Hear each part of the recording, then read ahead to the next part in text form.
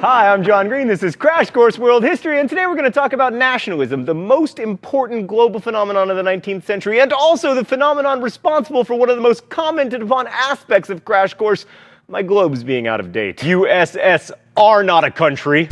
Rhodesia? South Vietnam? Sudan with no South Sudan? Yugoslavia? Okay, no more inaccuracies with the globes.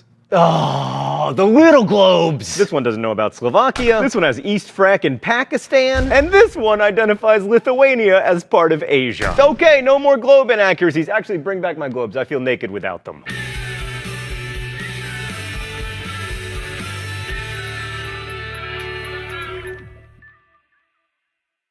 So if you're into European history, you're probably somewhat familiar with nationalism and the names and countries associated with it. Bismarck in Germany, Mazzini and Garibaldi in Italy, and Mustafa Kemal, aka Ataturk, in Turkey. But nationalism was a global phenomenon, and it included a lot of people you may not associate with it, like Muhammad Ali in Egypt, and also this guy. Nationalism was seen in the British dominions as Canada, Australia, and New Zealand became federated states between 1860 and 1901. I would say independent states instead of federated states, but you guys still have a queen. It was also seen in the Balkans, where Greece gained its independence in 1832 and Christian principalities fought a war against the Ottomans in 1878. In India, where a political party, the Indian National Congress, was founded in 1885, and even in China, where nationalism ran up against a dynastic system that had lasted more than 2,000 years. And then, of course, there are these guys, who in many ways represent the worst of nationalism, the nationalism that tries to deny or eliminate difference in the efforts to create a homogeneous, mythologized, unitary polity. We'll get to them later, but it's helpful to bring them up now, just so we don't get too excited about nationalism. Okay, so before we launch into the history, let's define the modern nation-state. Definitions are slippery, but for our purposes, a nation-state involves a centralized government that can claim and exercise authority over a distinctive territory. That's the state part. It also involves a certain degree of linguistic and cultural homogeneity. That's the nation part. Mr. Green, by that definition, China was a nation-state by, like, probably the Han Dynasty. Dude, me from the past, you're getting smart. Yeah, it could be, and some historians argue that it was. Nationhood is really hard to define. Like in James Joyce's Ulysses, the character Bloom famously says that a nation is the same people living in the same place, but then he remembers the Irish and Jewish diasporas and adds, or also living in different places. But let's ignore diasporas for the moment and focus on territorially bounded groups with a common heritage. Same people, same place. So how do you become a nation? Well, some argue it's an organic process involving culturally similar people wanting to formalize their connections. Others argue that nationalism is constructed by governments, building a sense of patriotism through compulsory military service and statues of national heroes. Public education is often seen as part of this nationalizing project. Schools and textbooks allow countries to share their nationalizing narratives, which is why the once and possibly future independent nation of Texas issues textbooks literally whitewashing early American history. Still, other historians argue that nationalism was an outgrowth of urbanization and industrialization, since new urbanites were the most likely people to want to see themselves as part of a nation. For instance,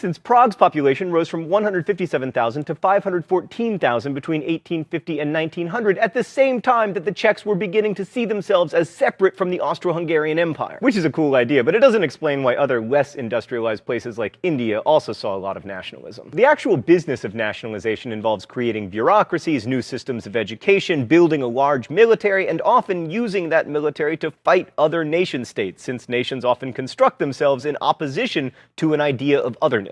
A big part of being Irish, for instance, is not being English. So emerging nations had a lot of conflicts, including the Napoleonic Wars, which helped the French become the French, the Indian Rebellion of 1857, which helped Indians to identify themselves as a homogenous people, the American Civil War. I mean, before the Civil War, many Americans thought of themselves not as Americans, but as Virginians, or New Yorkers, or Pennsylvanians. I mean, our antebellum nation was usually called these United States, after it became the United States. So in the US, nationalism pulled a nation together, but often nationalism was a destabilizing force for multi-ethnic land-based empires. This was especially the case in the Ottoman Empire, which started falling apart in the 19th century as first the Greeks, then the Serbs, Romanians, and Bulgarians, all predominantly Christian people, began clamoring for, and in some cases winning, independence. Egypt is another good example of nationalism serving both to create a new state and to weaken an empire. Muhammad Ali, who was actually Albanian and spoke Turkish, not Egyptian Arabic, and his ruling ruling family encouraged the Egyptian people to imagine themselves as a separate nationality. But okay, so nationalism was a global phenomenon in the 19th century, and we can't talk about it everywhere, so instead, we're going to focus on one case study. Japan. You thought I was going to say Germany, didn't you? Nope, you can bite me, Bismarck. Japan had been fragmented and feudal until the late 16th century when a series of warrior landowners managed to consolidate power. Eventually, power came to the Tokugawa family, who created a military government, or bakufu. The first Tokugawa to take power was Ieyasu, who took over after the death of one of the main unifiers of Japan, Toyotomi Hideyoshi, sometimes known as the Monkey, although his wife called him, and this is true, the Bald Rat. In 1603, Ieyasu convinced the emperor, who was something of a figurehead, to grant him the title of shogun. And for the next 260 years or so, the Tokugawa bakufu was the main government of Japan. The primary virtue of this government was not necessarily its efficiency or its forward-thinking policies, but its stability. Stability, the most underrated of governmental virtues. Let's go to the thought bubble. The Tokugawa bakufu wasn't much for centralization, as power was mainly in the hands of local lords called Daimyo.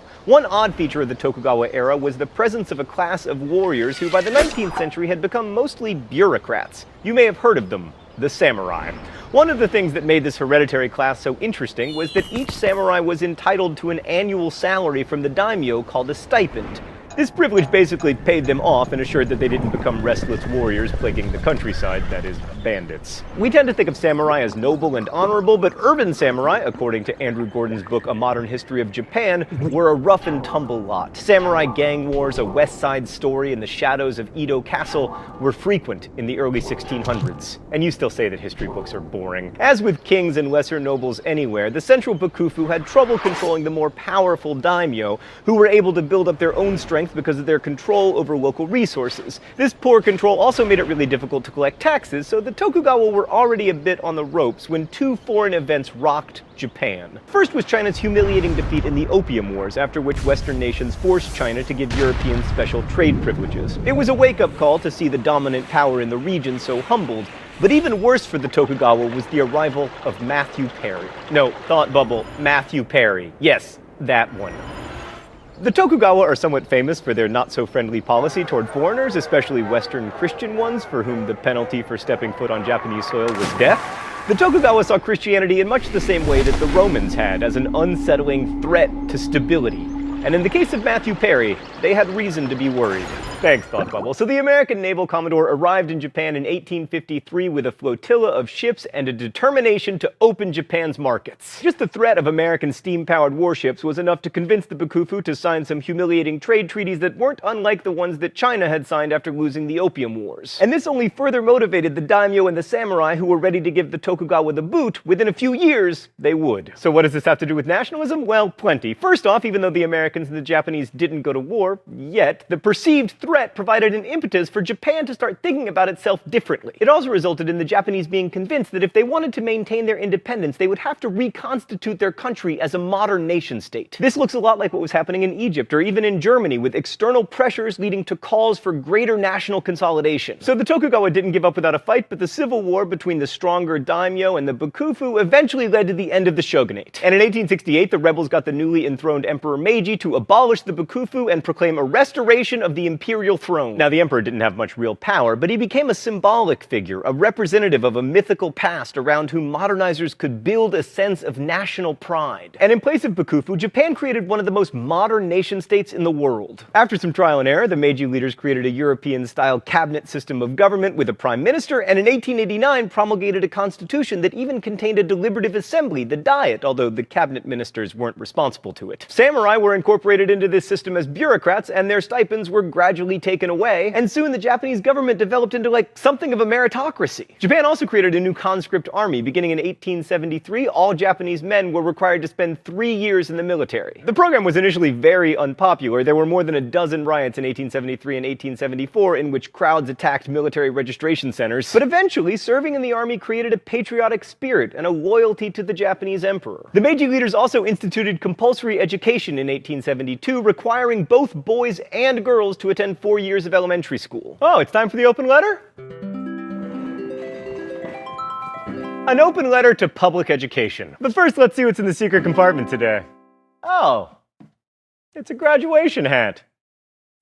Thanks, Meredith the intern, for letting me borrow your graduation hat. Dear Public Education, when you were introduced in Japan, you were very unpopular because you were funded by a new property tax. In fact, you were so unpopular that at least 2,000 schools were destroyed by rioters, primarily through arson. Stan, it doesn't look good when you bring it in close like that. I look like a 90-year-old swimmer. And even though public education has proved extremely successful, lots of people still complain about having to pay taxes for it. So let me explain something. Public education does not exist for the benefit of students or for the benefit of their parents. It exists for the benefit of the social order. We have discovered as a species that it is useful to have an educated population. You do not need to be a student or have a child who is a student to benefit from public education. Every second of every day of your life you benefit from public education. So let me explain why I like to pay taxes for schools even though I don't personally have a kid in school. It's because I don't like living in a country with a bunch of stupid people. Best wishes, John Green. In Japan, nationalism meant modernization, largely inspired by and in competition with the West. So the Meiji government established a functioning tax system, they built public infrastructure like harbors and telegraph lines, invested heavily in railroads, and created a uniform national currency. But the dark side of nationalism began to appear early on. In 1869, the Meiji rulers expanded Japan's borders to include the island of Hokkaido, and in 1879, they acquired Okinawa after forcing its king to abdicate. In 1874, Japan even invaded Taiwan with an eye toward colonizing it, although they weren't successful. And in these early actions, we already see that nationalism has a habit of thriving on conflict. And often the project of creating a nation-state goes hand in hand with preventing others from doing the same. This failure to imagine the other complexly isn't new, but it's about to get a lot more problematic, as we'll see next week when we discuss European imperialism.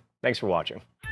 Crash Course is produced and directed by Stan Muller. Our script supervisor is Danica Johnson. We're ably interned by Meredith Danko, and our graphics team is Thought Bubble. Also, the show was written by my high school history student John Green and myself, Raoul Meyer. Last week's phrase of the week was bearded Marxist. If you'd like to guess at this week's phrase of the week or suggest future ones, you can do so in comments, where you can also ask questions about today's video that will be answered by our team of historians. Thanks for watching Crash Course, and as we say in my hometown, don't forget to be awesome.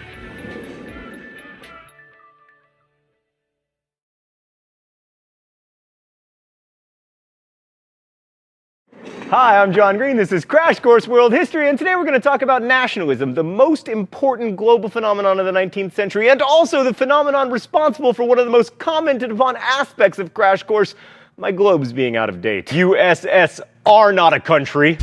Rhodesia? South Vietnam? Sudan with no South Sudan? Yugoslavia? Okay, no more inaccuracies with the globes.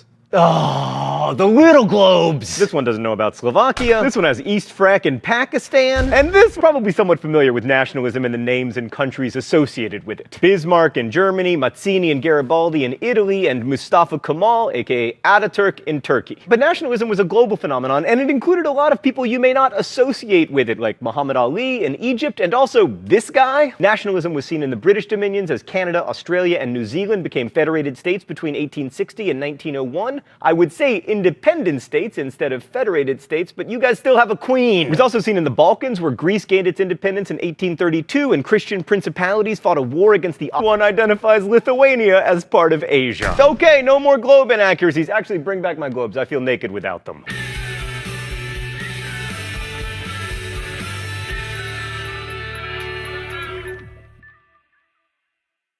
So if you're into European history, you're